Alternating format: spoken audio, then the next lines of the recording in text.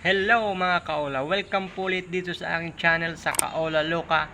For today's video ay pag-uusapan natin kung paano nga ba mag-delete o mag-deactivate ng Facebook account para maiwasang maipost sa social media ng mga OLA agent collector. Pero bago ang lahat, bago ka pa lang sa aking channel, huwag mo naman kalimutan mag-like, subscribe at pindutin yung notification bell para updated ka pa sa mga susunod kong video. So ayun nga mga kaola, bago ang lahat, nais ko po muna magpasalamat dun sa mga taong walang sawang tumatangkilik at nanonood ng aking mga video, lalong lalo na po doon sa mga nag-like at subscribe sa akin. Maraming salamat po, lalong lalo na po doon sa mga nag-share ng ating mga videos. Sana marami pong makapapanood ng ating mga ginagawang videos at para makatulong na rin po sa mga taong nahihirapan at nadidistress na dito sa OLA agent na grabe pong mangharas.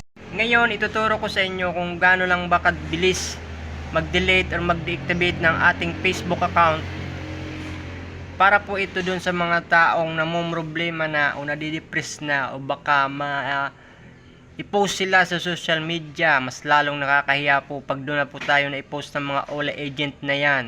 Kaya ito po yung kadahilanan kung bakit mas marami pong nadidepress dito sa OLA agent ng mga pangharas, kasi tinetext sila na ipopost daw sila sa social media. Ngayon, punta po muna tayo sa ating Facebook apps. Login po muna tayo. Pag nakita nyo po yung tatlong line sa gilid, pipindutin nyo po yan. Yan. Tapos scroll up nyo lang po. Hanapin nyo po yung settings and privacy. Yan. Pindutin lang po yan. Tapos, hanapin yung privacy shortcut. Yan. Tapos, scroll up po lang po natin. Hahanapin naman natin yung your Facebook information. Tapos, delete your account and information. Pipindutin lang po natin yan mga kaola. Tapos lalabas na po ito yung deactivate yung account or delete your account. Pipili na lang po kayo dyan kung alin po yung gusto nyo, yung i-deactivate nyo yung account nyo o yung i-delete nyo po permanently. Nasa inyo po yan kung anong gagawin nyo, kung i-delete na lang yung account kung hindi namang ginagamit.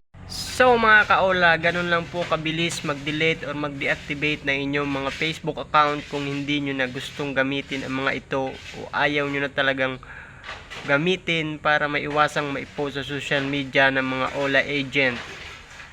At kung nakaitulong sa inyo ang video na ito, huwag nyo namang kalimutang mag-like, subscribe at pindutin na rin yung notification bell para updated pa kayo sa mga susunod ko pa mga videos about dito sa OLA.